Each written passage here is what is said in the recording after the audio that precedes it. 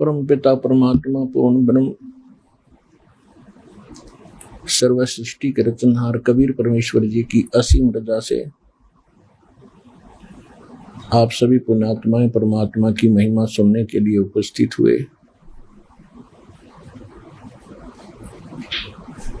सत्संग में आने से मनुष्य जीवन के उद्देश्य की जानकारी होती है। मनुष्य जीवन हमें किस लिए प्राप्त हुआ था, और ये तत्व ज्ञान है जो सत्संग के माध्यम से बताया जाता है। यथार्थ ज्ञान को तत्व ज्ञान कहते हैं, जो सब सदग्रंथों से मेल करता हो, और वो ज्ञान केवल परमात्मा ही बता सकता है, जिसको सत्य ज्ञान हम कह सकते हैं। जीव अपने सतर की कितनी भी चतुरता कर ले, कितनी अटकलबाजी लगा सकता है, लेकिन वो पूर्ण सत्य से परिचित न होने के कारण इनकम्प्लीट ही रहता है। इसलिए पूर्ण परमात्मा स्वयं अपने उस स्थान से यहाँ चलकर आते हैं, जिस स्थान पर हमें जाने की वो उस तत्व ज्ञान के माध्यम से प्रेरणा करते हैं। यहाँ के दुख को, वहाँ के सुख को, इन दोनों का भी वो वर्णन करते हैं, दोनों की भिन्नता बताते हैं। तो उस तत्व ज्ञान के अंदर हमें सच्चाई और सत्य ज्ञान का पता चलता है।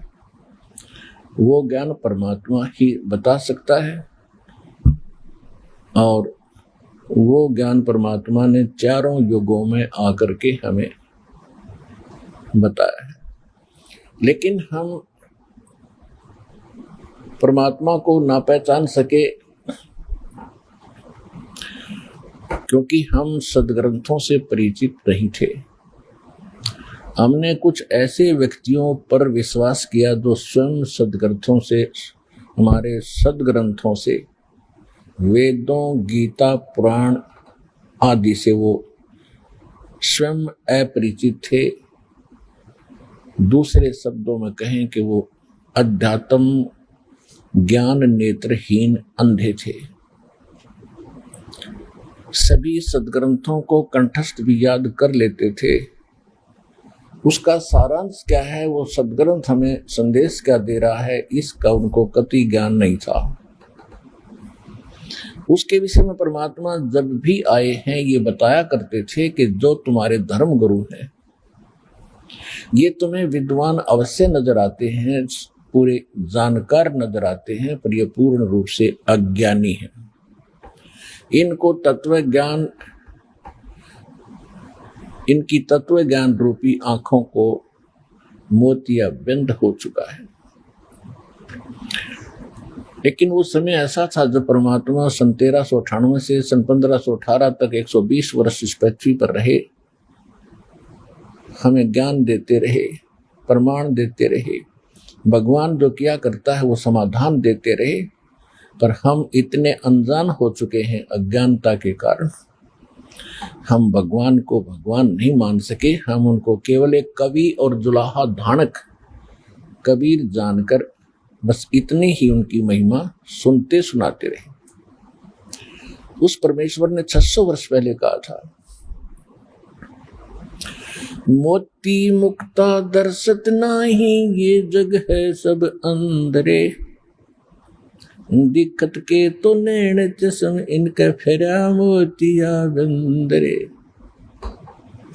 ये तुम्हारे धर्मगुरु तुम्हें बड़े विद्वान नजर आते हैं, पर इनके ज्ञान वाली आंखों पर मोतिया बिंद है, इनको कुछ भी ज्ञान नहीं। फिर स्वयं क्या बताते हैं, जैसा कि परमात्मा का विधान है वो स्वयं आकर के ज्ञान देता है। अच्छी आत्माओं को मिलते हैं, उनको तत्व ज्ञान से परिचित कराते हैं। कवियों की तरह आचरण करते हुए भगवान घूमा फिरा करते हैं। तो परमात्मा क्या बताते हैं, चारों युग में संत पुकारे, जिनसे भगवान मिले उन्होंने भी यही संदेश दिया। और को के कहा हम हेल रे, हमने भी ऊंचे स्वर में आवाज लगा लगा कर यही बताया। क्या बताया, हीरे माणक मोती बरसे ये जग चुगता ढेल रे। हम पूर्ण मोक्ष और पूर्ण सुखदाई उस तत्व ज्ञान रूपी साधना और ज्ञान हम ये हीरे मोती तुम्हें बरसा रहे हैं, तुम्हारे आगे डाल रहे हैं। लेकिन आप जी उन अज्ञानी ऋषि महर्षि आचार्यों शंकराचार्यों से भ्रमित होकर शास्त्र विधि त्यागकर आन उपासना अन्य देवताओं की पूजा कर रहे हो। आप सत साधना ना करके शास्त्र अनुकूल भक्ति साधना मंत्र ना जाप करके शास्त्र विधि त्याग कर मनमाना जो आचरण पूजाएं कर रहे हो, वो डले इकट्ठे कर रहे हो, कंकर इकट्ठे कर रहे हो हीरे मोतियों के धोखे में। श्रीमद् भगवत गीता अध्याय नंबर 7 के श्लोक नंबर 12 से लेकर 19 तक स्पष्ट कर दिया है। गीता ज्ञान दाता ब्रह्म ने, गीता ज्ञान देने वाला ब्रह्म है। ये श्री कृष्ण जी में प्रवेश करके बोलता है, इसका ऐसा ही कर्म है। ये एक कपट युक्त शक्ति है, ये कभी किसी के समक्ष नहीं आता और सब कार्य इस 21 ब्रह्मांड में यही उद्मस्त करवा रहा है। और ना ब्रह्मा जी पहचान सके इसके इस छल को षड्यंत्र को, ना विष्णु जी पहचान सके, ना शिव जी पहचान सके। तो हम उनके पुजारी थे, हमारी क्या बुनियाद थी, हम उनको समझ जाते। उस समर्थ ने आके बताया कि ये काल है और इसने स्वयं स्वीकारा है।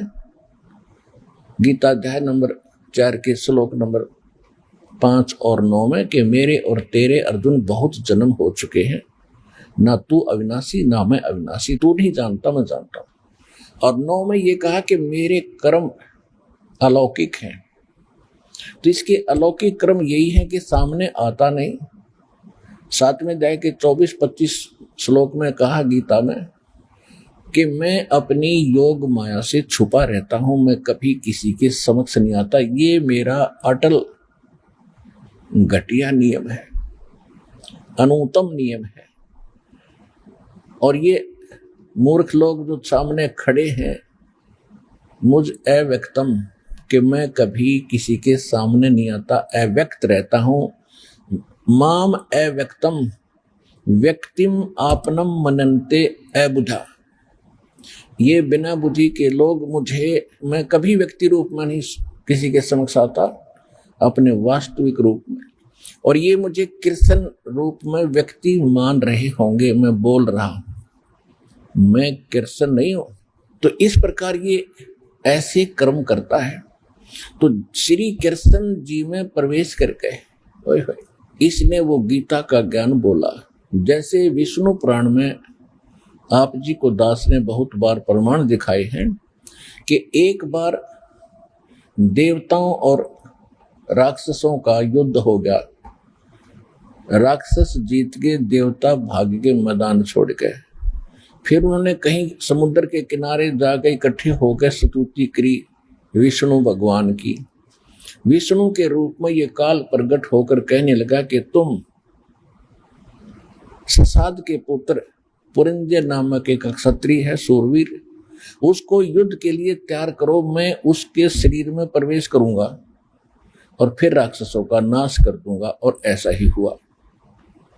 इसी प्रकार एक बार गंधर्वों ने नाग गोत्र वाले व्यक्तियों की सारी प्रभुता छीन ली, सारे उनके रतन लाल छीन लिए, सब पद छीन लिए, उनको भगा दिया, वहां से देश निकाला दे दिया। उन्होंने स्तुति करी विष्णु भगवान की, ये काल प्रकट हो गया विष्णु जी के रूप में। तो उसने कहा कि आप जाकर के एक पुरकुस्त नामक अक्षत्रिय राजा है और उसको युद्ध के लिए तैयार करो और उनको ललकारो फिर गंधर्व को। ऐसा ही किया गया। इसने कहा कि मैं उस पुरकुस्त के शरीर में प्रवेश करके उनको मार दूंगा। ऐसा ही हुआ। तो ये ऐसा ही करता है, ये स्वयं सामने नहीं आता। इसने जो जुल्म करना और कराना है, जिसके पक्ष में खड़ा हो जाता है उसको, उसकी हेल्प करने के लिए ऐसे गुप्त कार्य करता है। तो यहाँ श्री कृष्ण जी नीचा रहे थे, महाभारत का युद्ध हो बिल्कुल। यहां तक निर्णय ले लिया था उस महात्मा ने कि मैं युद्ध भी नहीं करूंगा, मैं हथियार भी नहीं उठाऊंगा, एक तरफ मैं अकेला हूंगा, एक तरफ मेरी सेना होगी, बांट लो आधा आधा। तो पांडवों ने शर्म के मारे श्री कृष्ण जी सिलेक्ट करना पड़ा, क्योंकि वो उसके नाती थे, रिश्तेदार थे। और फिर युद्ध जब स्टार्ट होने वाला था, अर्जुन मना कर रहा है, और पहले श्री कृष्ण 3 बार गए उनको युद्ध के होने वाली हानि से परिचित कराने के लिए और शांति स्थापना करने के लिए, पर नहीं माने। और अब अर्जुन कर रहा है कि मैं तो भीख मांग कर खा लेंगे, पर चाचे ताऊ भाई बहनों ये बच्चों को नहीं मारेंगे हम। लेकिन वहां उसी समय काल प्रवेश कर गया श्री कृष्ण जी के अंदर, क्योंकि इसने युद्ध नाश करवाना था, और ऐसा ही हुआ। तो कहने का भाव ये है कि श्री कृष्ण जी में प्रवेश करके ये काल, ये ब्रह्म, सरपुरुष भी इसको कहते हैं। गीता अध्याय नंबर 15 के श्लोक 16 और 17 में 3 पुरुष बताए। एक सरपुरुष ये काल है, ब्रह्म है। अक्षर पुरुष ये परब्रह्म है, इस ब्रह्म से नेक्स्ट दूसरा, उसको अक्षर पुरुष भी कहते हैं, उसको ब्रह्म परब्रह्म भी कहते हैं। ये ब्रह्म जो है ये 21 ब्रह्मांड का मालिक है। परब्रह्म जो अक्षर पुरुष है वो 7 संग ब्रह्मांड का स्वामी है, मालिक है, भगवान है, प्रभु है।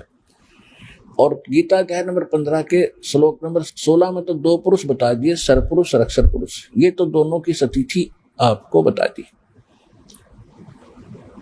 और ये नाशवान है दोनों, और इनके अंतर्गत जितने प्राणी हैं वो भी जन्म मृत्यु के अंदर ही रहते हैं। इसलिए गीता अध्याय नंबर 15 के श्लोक नंबर 17 में तुरंत कहा है कि उत्तम पुरुष तू अन्य परमात्मा इति उदाहरते। वो श्रेष्ठ परमात्मा तो इन दोनों से, सरपुरुष और अक्षर पुरुष से कोई और है। और जिसको परमात्मा कहा जाता है, उत्तम पुरुष तू अन्य परमात्मा इति उदाहरते, और वही ये लोग त्रयम् आविश्य विवर्ती अवैश्वर, जो तीनों लोकों में प्रवेश करके, यानी सबका धारण पोषण करने वाला संसार रूपी वृक्ष की मूल जड़, वही परमात्मा है जो इन दोनों से भिन्न है। वो वास्तव में पुरुषोत्तम है, वो वास्तव में अविनाशी है, और वो सबका धारण पोषण करता है, वो सबका दाता है।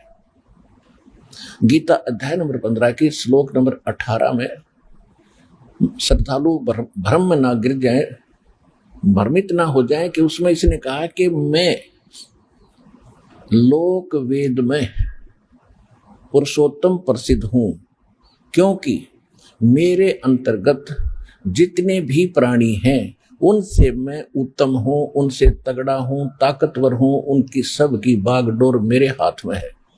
इसलिए मैं लोक वेद के आधार से पुरुषोत्तम प्रसिद्ध हो गया। मैं पुरुषोत्तम नहीं हूं, क्योंकि पुरुषोत्तमता 15वें अध्याय के 17वें श्लोक में स्पष्ट कर दिया कि वो है पुरुषोत्तम, वही वास्तव में अविनाशी है, और वही वास्तव में परमात्मा कहलाने योग्य है। लोकवेद क्या होता है?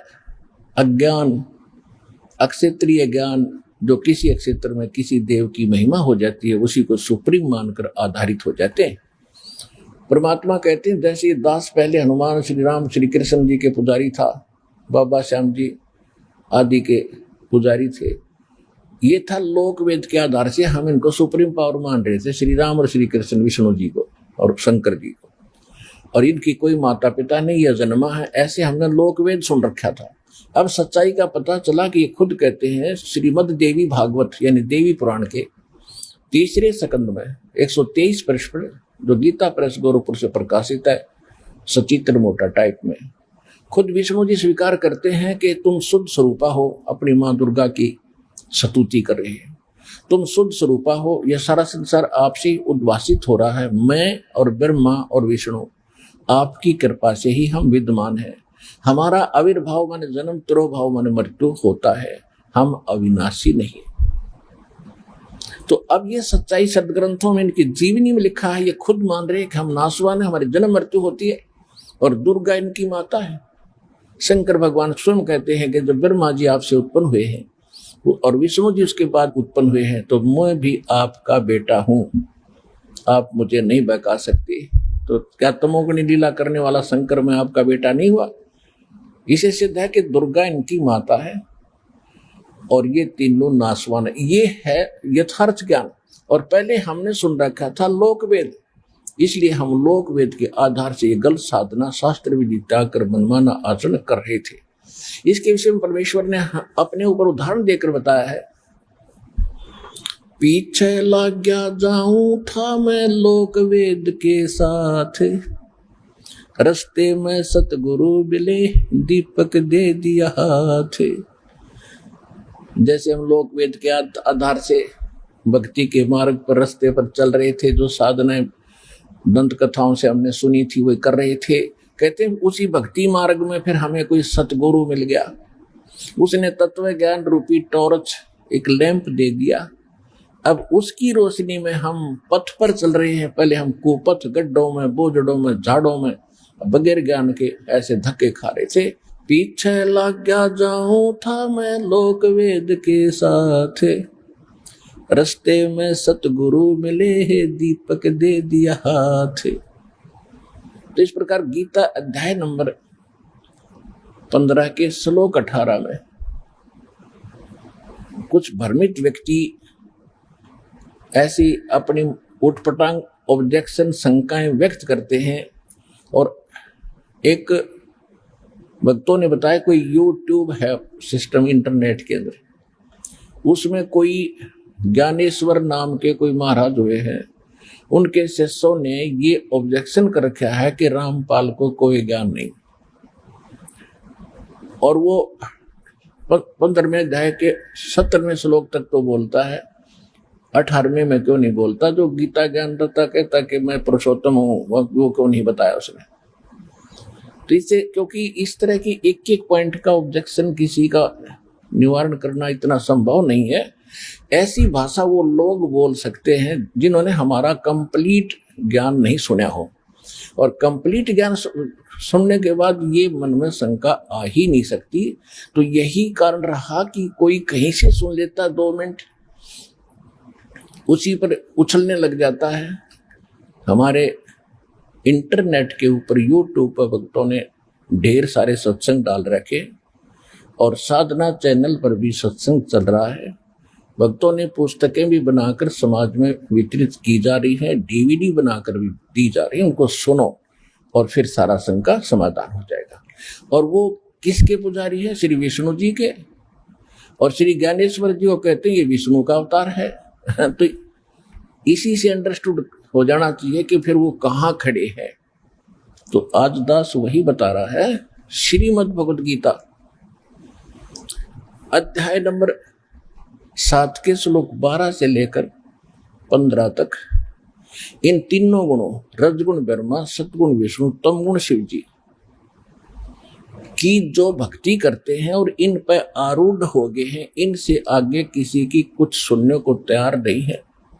उनके विषय में ये ब्रह्म कहता है श्री कृष्ण में प्रवेश करके कि राक्षस स्वभाव को धारण किए हुए मनुष्यों में नीच दूषित कर्म करने वाले मूर्ख, इनको 4 गाली इकट्ठी दे रखी है इस ब्रह्म ने। ये कहता है कि ये मेरी भक्ति भी ना करते, इन अन्य देवताओं में ही फंसे रहते हैं। और इसी 7वें अध्याय के 20 से लेकर 23 तक इन 4 श्लोकों में भी यही निर्णय दिया है कि ये जो अन्य देवताओं की जो पूजा करते हैं ये भगवान समझकर पूज रहे हैं। और इन देवताओं को मैंने कुछ थोड़ी बहुत पावर दे रखी है, इनसे वो मेरे से प्राप्त पावर से कुछ अक्षणिक लाभ इनको देते हैं, लेकिन ये बुद्धिहीन देवताओं को पूजने वाले देवताओं को प्राप्त होंगे, मुझे पूजने वाले मुझे प्राप्त होंगे। अब इसमें स्पष्ट कर दिया। तो जो विष्णु जी का पुजारी है और रामपाल को नौका है वो नकली ज्ञान रखता है, तो इससे आप समझ लेना वो कितना ज्ञान युक्त है, अंडरस्टूड है। जो विष्णु जी का पुजारी है, तो विष्णु जी को यानी सतोगुण को श्री मद् भगवद गीता के अध्याय नंबर 7 के श्लोक 12 से 15 में क्या उपमा दे रखी है? राक्षस स्वभाव को धारण किए हुए मनुष्यों में नीच और दूषित कर्म करने वाले मूर्ख, ये मेरी पूजा भी नहीं करते। रजगुण ब्रह्मा जी, सतगुण विष्णु, तमगुण शिव जी है। मार्कंडे पुराण गीता प्रेस गोरखपुर से प्रकाशित सचित्र मोटा टाइप 123 पृष्ठ पर यही क्लियर कर रखा है कि रजगुण, सतगुण, तमगुण यही 3 देवता हैं और यही 3 गुण हैं। रजगुण ब्रह्मा, सतगुण विष्णु, तमगुण शिव जी, यही 3 गुण हैं और यही 3 देवता हैं। और ऐसे ही खेमराज श्री कृष्ण दास प्रकाशन मुंबई से प्रकाशित एक, जिसमें संस्कृत भी साथ में है, पूरा उल्लेख है, देवी पुराण में स्पष्ट किया हुआ है। शंकर भगवान कहते हैं, हे माता, यदि आप हमारे ऊपर दयालु हैं तो मुझे सतोगुण तमोगुण क्यों बना दिया, विष्णु जी को सतोगुण क्यों बनाया और ब्रह्मा जी को रजोगुण युक्त क्यों बना दिया, यदि आप हम पर दयालु हो। क्योंकि इनको मालूम है कि हमारे साथ ये सारा बूचड़ खाना चल रहा है। ब्रह्मा जी से रजोगुण की किरणें निकल रही हैं, जिससे सब प्राणी प्रभावित होकर संतान उत्पत्ति करते हैं। विष्णु जी के अंदर से जो रेज निकल रही है, उनसे प्रभावित होकर हम एक दूसरे में जकड़े पड़े हैं, ममता के अंदर, मोह के अंदर। और शंकर जी का कार्य ये खुद देवताओं है, ये सबका नाश करता है। तो जो नाश करता है वो विष होकर करता है। शिव जी कोई बालक नहीं, कोई राक्षस नहीं, लेकिन इसके अंदर वो गुण भर दिया। रिमोट काल के हाथ में इसके अंदर ऐसी चाबी भर देता, इसके बस का नहीं रहता, उद्मस्तार देता फिर ये। और उसी से हम प्रभावित होकर लड़ रहे हैं, झगड़ रहे हैं, किसी का हत्या भी कर देते। तो ये खुद कहते हैं कि मैं रजगुण क्यों, मैं तमोगुण क्यों बना दिया, और विष्णु जी को आपने सतोगुण क्यों जन्म दे दिया, और ब्रह्मा जी को तमोगुण क्यों बना दिया। अगर दयालु हो तो हम पर जिति सिद्धम रजगुण ब्रह्मा, सतगुण विष्णु, तमगुण शिव जी है। और इनको गीता अध्याय नंबर 7 के श्लोक 12 से 15 में स्पष्ट कर दिया। राक्षस स्वभाव को धारण किए हुए मनुष्यों में नीच दूषित कर्म करने वाले मूर्ख मेरी भक्ति भी ना करते। इससे सिद्ध है कि इनकी भक्ति भी करी जाती है तीनों गुणों की, और उससे ऊपर ब्रह्म बोल रहा है ये मेरी भक्ति नहीं करते। फिर कहता है मेरी भक्ति 3 प्रकार की करते हैं और 4 प्रकार की। गीता अध्याय नंबर 7 के श्लोक 16 से 18 तक। अर्थार्थी, अर्थ, जिज्ञासु और ज्ञानी। अर्थार्थी जिसमें संकट आ जाता है वो वेदों के मंत्रों से ही अनुष्ठान किया करता है और किसी जंतर मंत्र का सहयोग नहीं लेता, वो ब्रह्म उपासक कहलाता है। जैसे ये हवन करते हैं कुछ व्यक्ति, कुछ आचार्य, कुछ संत, और वेद मंत्रों से ही वो हवन करते हैं, तो वो है उस 2 प्रकार में से एक। संकट निवारण के लिए भी वही करते हैं, और धन लाभ के लिए आर्थिक अर्थार्थी जो होते हैं वो भी वेद मंत्रों से ही हवन आदि का अनुष्ठान करके, तो वो ब्रह्म उपासक माने जाते हैं। और जिज्ञासु होते जो घर से निकलते हैं परमात्मा पाने के लिए, और जैसे उनको संत मिलते हैं, मार्गदर्शक मिलते हैं, उनसे ज्ञान ग्रहण करके स्वयं वक्ता बन जाते हैं और वाह के पात्र बनकर अपना जीवन नाश कर जाते हैं। तो ये 3 प्रकार के साधक जो ब्रह्म के साधक हैं, जो वो ब्रह्मा विष्णु महेश की पूजा नहीं करते, लेकिन वो इनकम्प्लीट है उनका उद्देश्य, तो तीनों को रिजेक्ट कर दिया। चौथा ज्ञानी कहा ये बहुत अच्छी आत्मा है। ज्ञानी वो होता जिसको ये पता लग गया कि मनुष्य जीवन बार बार नहीं मिलेगा, और मनुष्य जीवन प्राप्त करके केवल एक उद्देश्य होता आत्म कल्याण हो। आत्म कल्याण इन देवी देवता अन्य देवताओं की पूजा ब्रह्मा विष्णु महेश से नहीं होगा, ये ज्ञानी को पता लग जाता है। उसको ये पता लग जाता है पूर्ण परमात्मा की एक भक्ति से ही मोक्ष होगा। तो गीता ज्ञानदाता 16 से लेकर 18 में बताता है कि ज्ञानी आत्मा जो है 7वें अध्याय के 16 से 18 श्लोक में ये कहता है ये ज्ञानी आत्मा है तो नेक यानी समर्पित है मेरे ऊपर। ब्रह्म को फाइनल मान लिया इन्होंने गलती से, क्योंकि इनको वो तत्वदर्शी संत नहीं मिला। कौन सा? जो यजुर्वेद अध्याय नंबर 40 के मंत्र 10 में कहा है कि कोई तो भाई वेद ज्ञान दाता यही है ब्रह्म। ये कहता कोई तो परमात्मा को जन्म लेने वाला कहता है, यानी श्री राम श्री कृष्ण आदि के रूप में अवतार धारण करता है। कोई कहता वो अजन्मा है, वो जन्म लेता ही नहीं, वो तो निराकार है। तो ये सही जानकारी वो तत्वदर्शी संत देते हैं, उनसे सुनो। इससे सिद्ध है कि वेद में कंप्लीट स्पिरिचुअल नॉलेज नहीं है। और यजुर्वेद अध्याय नंबर 40 के मंत्र 15 में अपना ज्ञान बताया है। वायु अनिलम अमृतम अथिदम भस्मांतम शरीरम ओम कर्तु समर किलवे समर और कर्तुम समर। ओम नाम का जाप ये ब्रह्म का है, इसको काम करते करते, अपने संसारिक काम के करते करते भजन करो, विशेष कसक के साथ, श्रद्धा के साथ भजन करो, और मनुष्य जीवन का मूल कर्तव्य जान के ओम का सिमरण करो। यजुर्वेद अध्याय नंबर 40 के श्लोक नंबर 17 में फिर क्या बताया है? 16 में तो ये बताया कि जो जिसकी भक्ति करेगा उसी को प्राप्त होगा। 17 में स्पष्ट कर दिया कि पूर्ण परमात्मा तो गुप्त है, और मैं ब्रह्म हूं, और ब्रह्मलोक रूपी दिव्य आकाश खम्भ में रहता हूं, और मेरा ओम नाम है। अब तुम सोच लो, यजुर्वेद का अंतिम अध्याय और अंतिम मंत्र है 17वां, 40वां अध्याय अंतिम है और मंत्र भी 17वां अंतिम है। इसमें स्पष्ट कर दिया कि वो परमात्मा तो प्रोक्ष है, उसके विषय में मैं नहीं जानता। उसके विषय बता दिया 40वें अध्याय के 10वें श्लोक में कि तत्वदर्शी संत बताते हैं, धीरा नाम लिखा संस्कृत में, यानी तत्वदर्शी संत। तो उनसे पूछो। तो एक आध भक्त जो, क्योंकि पहले तो ज्ञान था ही नहीं, वेद किसी ने देखे न सुने थे, तो कल एक भक्त चलते चलते कह रहा, जी आप तो कह रहे हो कि सोम शब्द हम जग में लाए, 40 आप दिखाते हो 40वें अध्याय के 17वें श्लोक में सोहम शब्द है। इन अकल तो इनमें है नहीं। देखो, और दास में भी दोष निकाल रहे, जिन आज तक कह का नहीं पता था। इसमें सो अहम है, नोट सोहम है। सो का अलग संधिच्छेद होता है और अहम अलग होता है। वो सोहम वो नहीं है जो हम परमात्मा बताते हैं। तो इन छोटी छोटी बातों में अनजान व्यक्ति इस तरह की शंका व्यक्त वही करते हैं जो कंप्लीट नहीं सुनते हमारे ज्ञान को। तो यहाँ एक एक व्यक्ति को देखो पर्सनली नहीं बताया जा सकता। सत्संग का उद्देश्य यही होता है कि सामूहिक ज्ञान दिया जाएगा, और फिर डीवीडी सीडी बनाई और देखिएगा, स्पष्ट दिखाई देता। तो ऐसे व्यक्तियों को चाहिए कि वो ज्यादा ज्ञान सुने और भ्रमित ना हो, बार बार सुने, तभी तो अंधेरा हटेगा। एक दिन में कोई बीए थोड़ा ही कर जाता है बच्चा, एमए थोड़ा ही कर लेता है, या डिग्री प्राप्त थोड़े कर लेता है, 20 वर्ष लगते हैं उसको। इसी प्रकार धीरे धीरे अपना ज्ञान बढ़ाएं और दास के ऊपर पूरा विश्वास करो। ये कोई कहने मात्र से नहीं, क्योंकि आप दूध के जले हुए हो, दास मानता है। और अब लस्सी को भी फूंक मारना अनिवार्य हो गया, स्वभाव बन गया आपका। लेकिन दास ऐसी शंका छोड़ेगा नहीं कि आपने फूंक मारनी पड़ेगी। कति क्लियर दिखा दूंगा, ये दूध है और ये पानी है, सामने स्पष्ट कर दिया। फिर उसका कारण यही रहेगा कि कम सुनने से आप ना जान पाते, इसलिए शंका हो सकती है। तो दास का यही उद्देश्य था कि जो परमात्मा है और उस परमात्मा को परमात्मा कहने जा रहा है, ऐसे कोई नहीं मानेगा कि काशी में वो धानक जुलाहा भगवान है। लेकिन इसके लिए पता था दास को, इसके ये शब्द मुंह से निकालने से पहले इतने ढेर सारे प्रमाण चाहिए ताकि अज्ञान की देई तोड़ दे, दोबारा उकसे नहीं, उठ ना सके किसी कोने से कि कबीर भगवान नहीं है।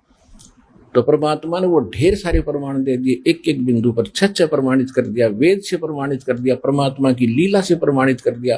और जिन महापुरुषों को हम आज तक आदरणीय मानते रहे, जिनको भगवान मिले, उनकी अमर वाणी से प्रमाणित कर दिया कि कबीर इज गॉड।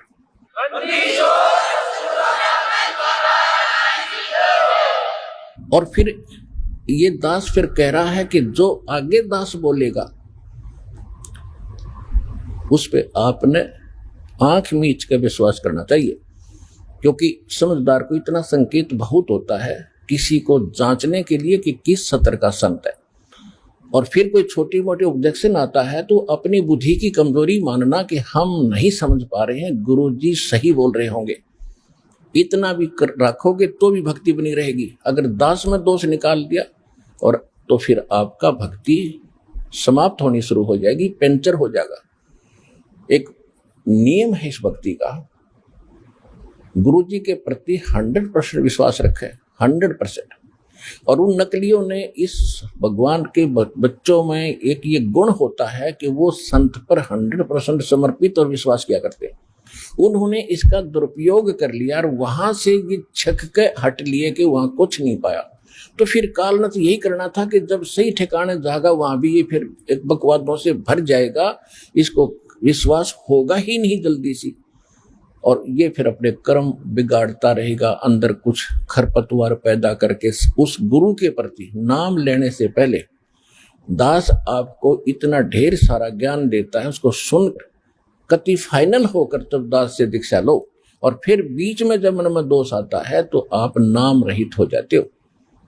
संत के प्रति जरा सा भी किसी प्रकार का दोष आएगा तो भगवान प्रसन्न नहीं होगा आपसे और फिर रुष्ट हो जाएगा।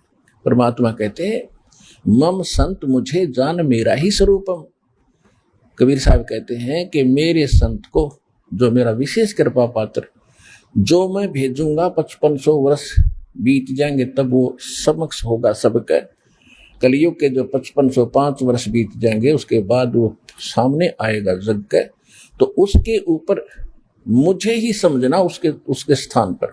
मम संत मुझे जान मेरा ही स्वरूपम। तो इस प्रकार परमात्मा के प्रति फिर हमारा कैसा व्यवहार हो, कैसा हमारी क्रियाएं हो, कैसे विचार हो। और जैसे इस दास के स्थान पर परमात्मा होते, परमात्मा कोई सींग लगा के आता नहीं, और परमात्मा की वेशभूषा आपको दिखा दें, नित बुन कपड़ा देते भाई, जाके 9 लख बाल दाई, अवगत के सो नाम कबीर ताते टूटे जम जंजीर। एक पिक्चर में परमात्मा खड़े हैं, कपड़ा बेचकर गली में खड़े हैं, अपना थान लेकर के, ले लो भाई, देख कितना बढ़िया है, बेच रहे हैं, दिखा रहे हैं। तो उस वेश वाले को कोई भगवान कहे और उसको भगवान माने, और उसने, उस परमात्मा ने वो सुख दिए उन 64 लाख से सोना। उस समय कोई बालकों का खेल नहीं, एक दानक जुलाए का 64 लाख से नहीं हो सकते। उसमें ऋषि महर्षि मंडलेश्वरों की बाढ़ आई हुई थी, आचार्य और शंकराचार्यों। ऐसे सुख दिए भगवान ने जो भगवान ही कर सकता है, और हम फिर भी आंख नहीं खुली कि ही इज गॉड, क्योंकि वो एक सिंपल सी वेशभूषा में कपड़े बेचता फिरता दिखा करता हमने। तो अब ज्ञान इसलिए देना अनिवार्य का समझा परमात्मा ने, और ये कलयुग में ये ज्ञान देकर ही वो भगवान सिद्ध हो सकता था, इसलिए उन्होंने किया। अब हम उसी प्रसंग पर आते हैं जो दास आपको प्रसंग सुना रहा है कि अब गीता ज्ञान दाता स्वयं कहता है कि 7वें अध्याय के 18वें श्लोक में, ये ज्ञानी आत्मा जितने हैं, जिनको ये पता लग गया कि मनुष्य जीवन बार बार नहीं मिलता और इसकी मोक्ष केवल एक परमात्मा, पूर्ण परमात्मा की भक्ति से मोक्ष होगा, आन उपासना अन्य देवताओं की भक्ति से नहीं हो सकता। उनको इतना तो वो दृढ़ हो गए, वो देवताओं की पूजा नहीं करते, वो मेरी पूजा करते हैं, ब्रह्म कहता है। लेकिन उनको वो तत्वदर्शी संत नहीं मिला जो श्रीमद् भगवद गीता अध्याय नंबर 4 के श्लोक 32 और 34 में जिसके विषय में कहा है। 32 में तो ये निर्णय दिया है, 4थे अध्याय के में गीता जी में, कि वो परमात्मा अपने मुख कमल से स्वयं आकर के वो तत्व ज्ञान बोलता है, और जिसमें यज्ञों की, धार्मिक अनुष्ठानों की जानकारी विस्तार से बताता है, सत्य होती है, और उनके जानने के बाद फिर सर्व कर्मों से मुक्ति मिल जाती है। वो तत्व ज्ञान है जो परमात्मा स्वयं बोलता है अपने मुख से। यहां अनुवादकर्ताओं ने 4थे अध्याय के 32वें श्लोक में गड़बड़ कर दी। ब्रह्मणे मुखे शब्द है, ब्रह्मणे मुखे, इस ब्रह्मणे का अर्थ कर दिया वेद की वाणी, मुख कर दिया वाणी। और 17वें अध्याय के 23वें श्लोक में गीता जी में लिखा है कि ओम तत्सत इति निर्देश ब्रह्मणे त्रिविध समर्थ है। वहां ये अनुवाद सही कर रहे हैं, उसमें ब्रह्मणे का अर्थ किया सच्चिदानंद घन ब्रह्म, यानी पूर्ण परमात्मा के पाने का 3 मंत्र का जाप है। ओम तो सरपुरुष का, तत् ये अक्षर पुरुष का सांकेतिक गुप्त है, कोड वर्ड है ये, और सत्य भी ये परम अक्षर ब्रह्म का, पूर्ण परमात्मा का मंत्र है। सत्य ये भी कोड वर्ड है। ये दोनों कोड वर्ड इस दास के पास है, विश्व में किसी के पास नहीं आज तक, या भगवान के पास। तो वहां उन्होंने ब्रह्मणे का अर्थ सही किया है, सच्चिदानंद घन ब्रह्म। तो यहां भी यही अर्थ है इसका। ब्रह्म का अर्थ वेद नहीं हो सकता, ये मूर्ख थे, ज्ञान था ही नहीं। Veda is the constitution of God, परमात्मा का संविधान है वेद। वो कैसा भगवान है, क्या करता है, क्या लीला है, इंसान ने कैसे रहना चाहिए, कैसे भक्ति करनी चाहिए। और ब्रह्म है भगवान, एक राजा, राजा का विधान। जहां पर राजा की महिमा हो, राजा लिखा हो, और अनजान व्यक्ति राजा का अर्थ संविधान करता है तो समझदार व्यक्ति नहीं, वो परिचित नहीं उस प्रकरण से। इसलिए इन्होंने यहाँ चौथे अध्याय के 32वें श्लोक में ब्रह्मण्य का अर्थ इन्होंने वेद की वाणी लिख दिया, ब्रह्मण्य मुखे। और यहाँ था सचिदानंद घन ब्रह्मण्य, मुख माने अपने मुंह से बोली जो वाणी, वो कबीर वाणी।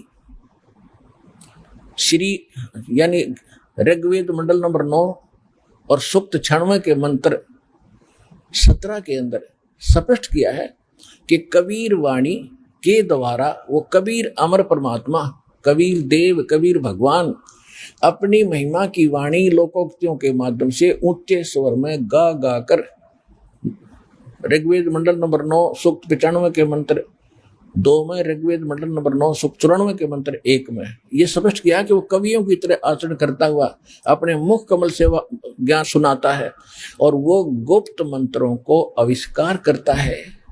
और परमात्मा कहते हैं सो हम शब्द हम जग में लाए, और सार शब्द हमने गुप्त छिपाए। तो परमात्मा को पहचानने के लिए हमें वेद एक बहुत हमारे लिए एक बहुत प्रमाणित ग्रंथ है, इनको हम सत्य ज्ञान युक्त मानते रहे। इसके ऊपर हिंदू को तो कति ऑब्जेक्शन नहीं कि वेद में कोई गलती है। और तो आज वो वेद क्या बता रहे हैं, तो इस प्रकार यहाँ चौथे अध्याय के 32वें श्लोक में ब्रह्मण्य मुखे का अर्थ है जो परमात्मा स्वयं आकर अपने मुख कमल से जो तत्व ज्ञान देता है वो है यथार्थ ज्ञान।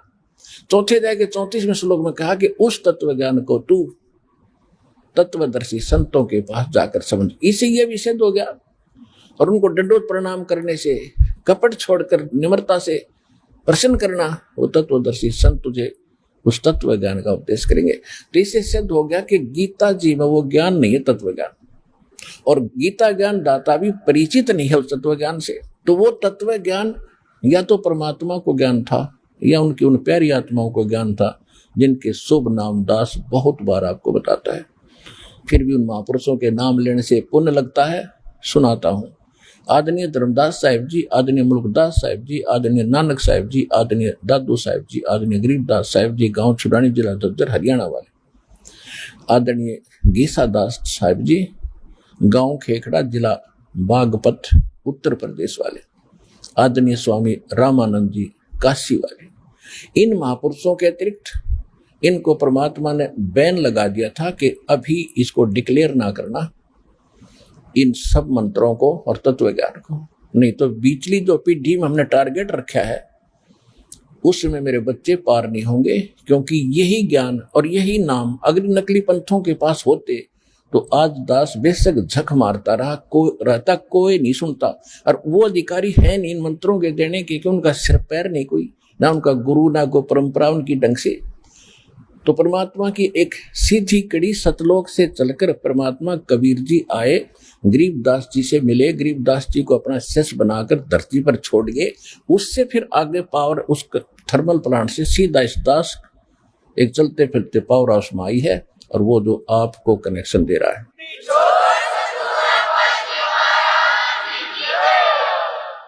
तो उन महापुरुषों के पास ये ज्ञान था, मंत्र भी थे, लेकिन कहा था धर्मदास मेरी लाख दुहाई, ये सार शब्द कई बार न जाई, सार शब्द बाहर जो पढ़ी, ये बिचली पीढ़ी हंस नहीं तरही, सार शब्द तब तक छुपाई जब तक द्वादश पंथ ना मिट जाई।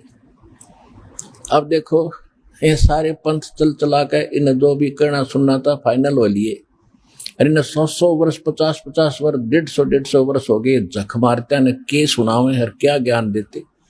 आज दास ने इनके सारे इतिहास आपके रूबरू कर दिए और ओरिजिनल दिखा दिए अपने सदग्रंथ। और वो महापुरुष जिनको आज तक ये भी सम्मान देते रहे और ये भी प्रमाण देते रहे नकली पंथ के, नानक साहिब जी मुक्त हुए, दादू साहिब जी मुक्त हुए, इनकी वाणी लेते रहे।